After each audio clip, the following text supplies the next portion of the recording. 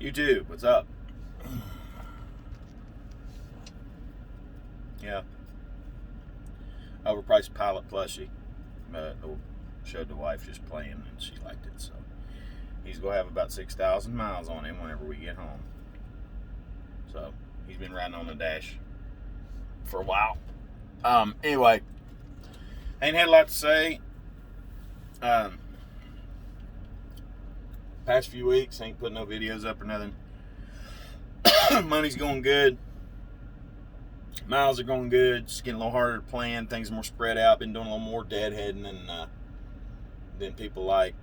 Some I've learned. It's a risk. It is. But my average rate per mile, believe it or not, it's the craziest thing, has gone up once I widen out my circle of how much I'm on to deadhead. The farthest I've gone so far is 400 miles deadhead. But after that deadhead, the average rate per mile was over $2.72. So I just leave my circle wide open whenever I'm doing my beginning searches before I start fine-tuning everything. I've been doing my searches in a wide area and give myself the current day and then the next day to pick it up to see what's available and if it will be worth it. I'm all about efficiency now. Time is as much of a precious commodity as how much money you can make on the load. So I would rather do $1,000 a day if I could find the loads instead of doing one big load that's going to take 4 days that pays $3,200. Because number one, you're going to run your butt off to do that, and number two, it's 4 days for $3,200 whenever I could run 4 different loads. I mean, theoretically, but I'm trying to be efficient. Other than that, money's going good. I'm just tweaking stuff. We can get as scientific as you want. Just keep it simple. Run hard. Be smart with what you pick.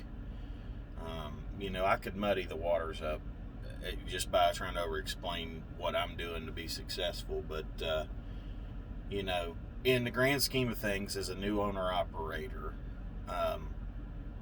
it's not going bad.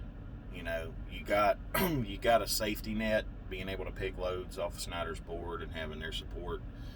So I don't know everything there is to know about owning your own truck. I know I can drive one. I've been doing it too long. I've screwed up a few times in my past too. Got a dash cam on the way. I've had a couple of, not me close misses or near misses, but stuff happening beside me that ends up in front of me.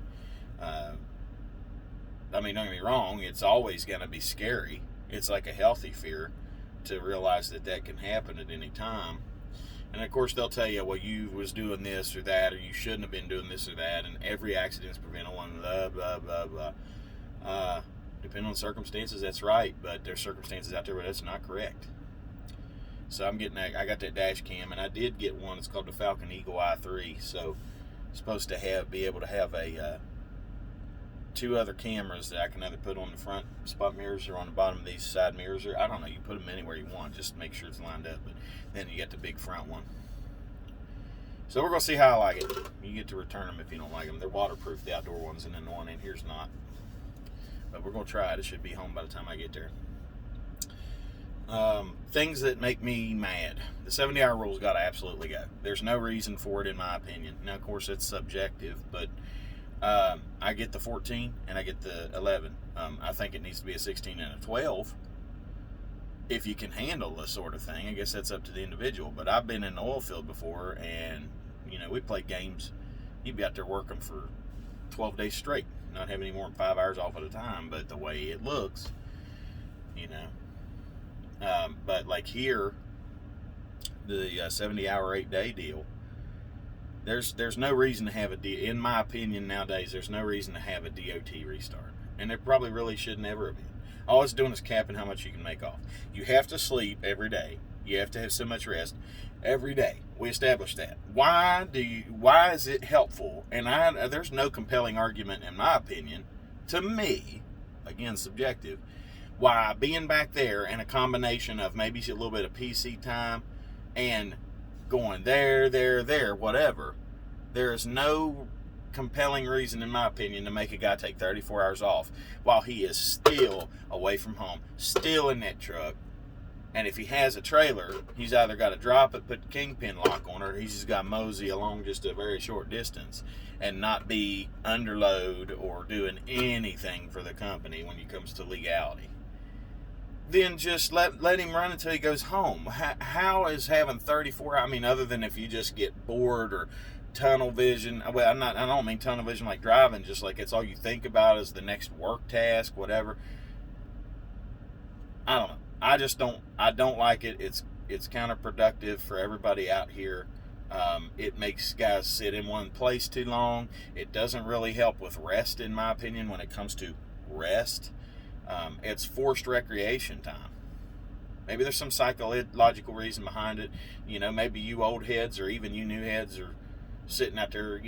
I think it's a dandy idea that they make you take time off. I think they're cutting into my wallet and they're keeping me out here longer to make X amount before I can go home. So the 70's got to go. That's my opinion. If they did away with it, I'm laughing, but they won't. So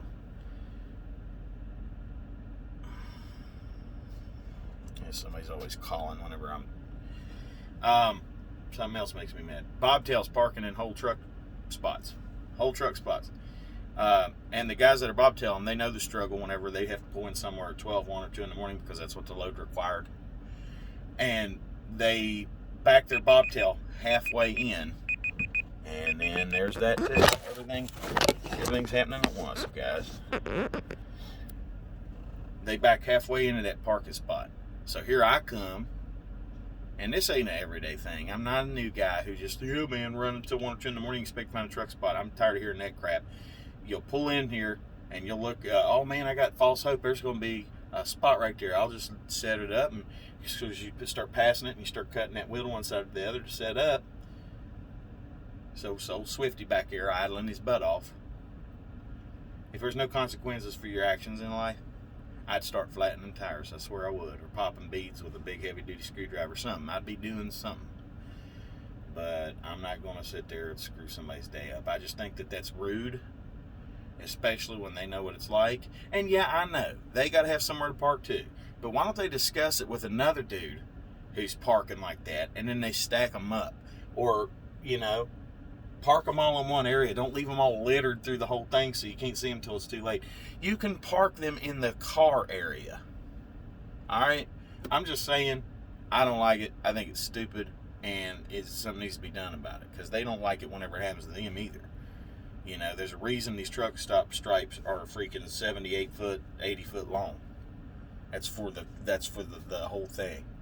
Anyway, that irritates me. I mean, obviously, you're never going to solve the problem. A guy's not pulling forward after they fuel, or they do pull forward after they fuel with the pretense of they're being respectful and all that of the next driver, but then they go inside and they start building a house or a matchstick house or something, and then playing dominoes in the back, and then they get to shower, and then they got to take a big old mean one and wipe for an hour. I don't know what's going on or why it takes so long. I get it if there's a line inside. It's like it is what it is.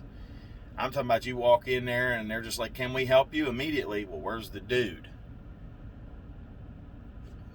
I mean, just back in somewhere, dude. Or pull up somewhere where trucks ain't got to go through when they're doing their business. I don't know.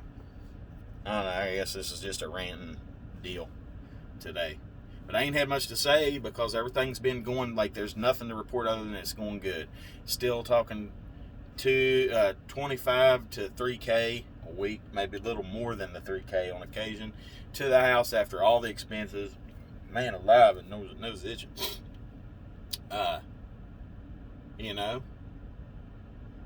Other than having that DEF disco repaired, I had the lights come on last week and had them clean that stuff up, put it back in. $817 to clean off the doser and replace a couple of coolant lines. It's insane. But other than that, truck's still running good. Fuel mileage isn't where I like it to be. I've been on I-40 climbing mountains with heavy loads and stuff a lot, and the turnpike in West Virginia, where I'm from, just drinks the fuel, even whenever I'm light-footing. I try to find that spot where it ain't trying to speed up no more, and it stays right there and ain't got to downshift anymore, doing that kind of stuff. coasting whenever I can. Running 60, 61, 62. Nothing. It's a negligible amount of fuel I'm saving. Running 67, 68, 70, depending on where I'm at. So, I don't know if it's just, these DD15s, to me, they're notorious for drinking fuel anyway. But other than that, guys, cheap fuel right now is obviously, Kentucky's probably the cheapest place in the country. And then South Carolina ain't too bad either, not far behind. So I'm trying to fuel up there. I've been keeping my tanks full here because I know I'm going to leave here some point. So I fuel about every day to keep it topped off for now, because I'm getting ready to leave. It's pretty good prices right now. So I don't know. I hope that storm didn't hit anybody too bad. If it's really bad up there, please let me know, because I'm not trying to go over there, but I might, because I go where the money's at. I'll try to do more videos. I know I've said that several times, and I don't have a lot of numbers and all that to report all the time. I'm not that guy that just goes through this, that, and the other. I could start a chat or something whenever I have enough people that want to do like a live chat. I don't have any stardom desire, to be honest with you. I just want to help people out and talk to people out here. So God bless you guys. Stay safe. If somebody's being rude to you, put your trailer in their life. No, don't do that. That's not smart. But you want to.